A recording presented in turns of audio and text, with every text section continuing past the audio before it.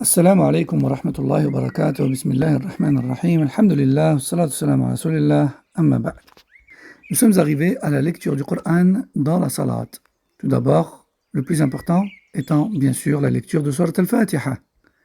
Et celle-ci est une obligation, voire même un pilier parmi les piliers de la prière, que cela soit pour la personne qui prie seule ou qui dirige.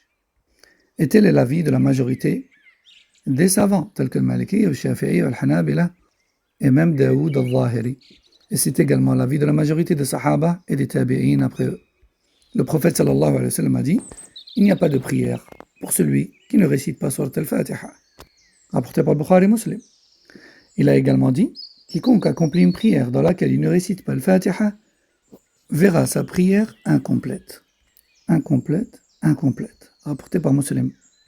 À présent, qu'en est-il de la lecture de l'Fatiha lorsqu'on est derrière un imam qui récite à haute voix? Il y a divergence sur la question. Car dans un hadith, le prophète sallam a dit « Pas de prière sans Fatiha » et dans un autre, il a dit « La récitation de l'imam vaut également pour vous ».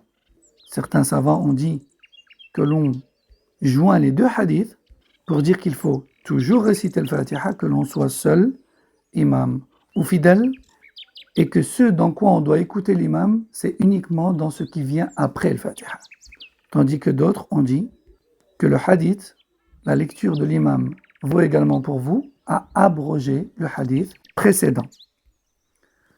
Al-Hanafiyya, Al-Malikiyya, Al-Hanabila et la majorité des salafs et l'avis pour lequel a opté Cheikh al-Islam Ibn Taymiyyah dit que la lecture de l'Fatiha derrière un imam dans une prière à haute voix n'est pas obligatoire. Allah Azza wa Jalla a dit dans le Coran, dans Surat Al-A'raf, verset 204, lorsque le Coran est récité, alors écoutez-le attentivement. Peut-être vous sera-t-il fait miséricorde. L'imam Ahmad rahimahullah a dit, les gens, c'est-à-dire les gens de référence, les savants, sont unanimes sur le fait que ce verset concerne la prière. Lorsque le Coran est récité, alors écoutez attentivement. Peut-être vous sera-t-il fait miséricorde.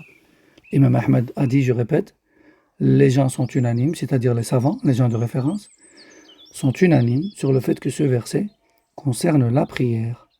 Comme l'a cité Ibn Qudam al-Maqdisi dans le Mourni et Cheikh al-Islam Ibn Taymiyyah dans Majmou' al-Fatawa.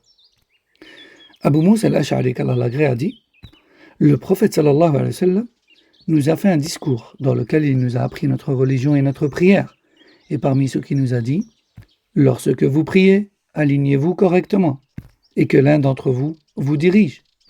Lorsqu'il fait le takbir, faites-le après lui. Et lorsqu'il récite, écoutez-le. Rapporté par Muslim, numéro 404.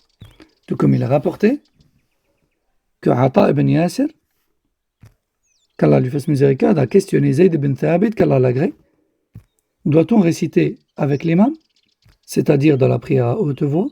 Et Zayd ibn Thabit, qu'Allah l'agrée, a répondu, il n'y a pas de récitation avec l'imam ou en même temps que l'imam. Rapporté par Muslim, numéro 577.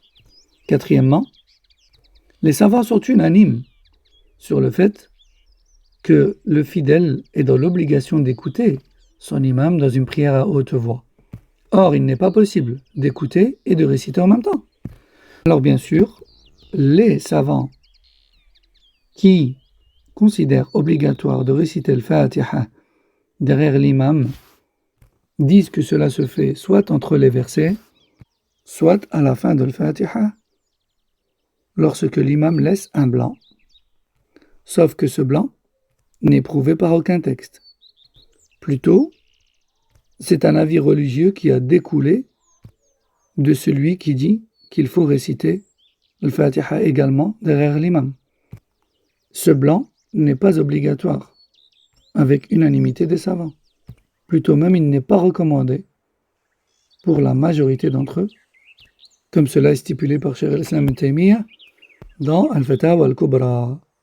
Sixièmement, il n'est pas rapporté que les compagnons récitaient derrière l'imam durant ces silences ou durant un blanc à la fin de la récitation.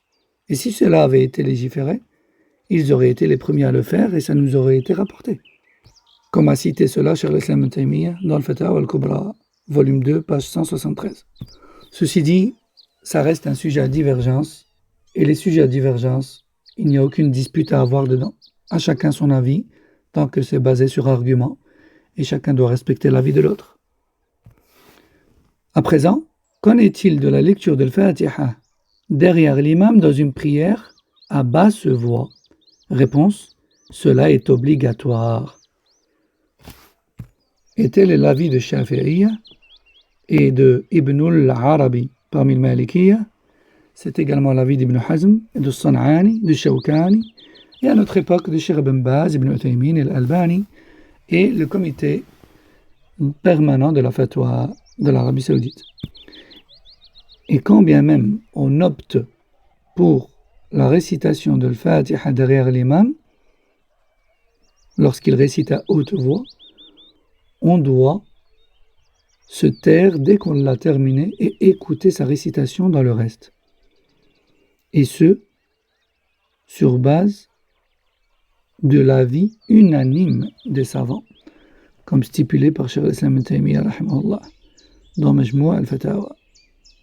Voici donc concernant la lecture de l'Fatiha dans la prière. Wallahu a'lam, wa sallallahu sallam ala nabina Muhammad wa ala alihi wa sahbihi, wa assalamu alaykum wa rahmatullahi wa barakatuh.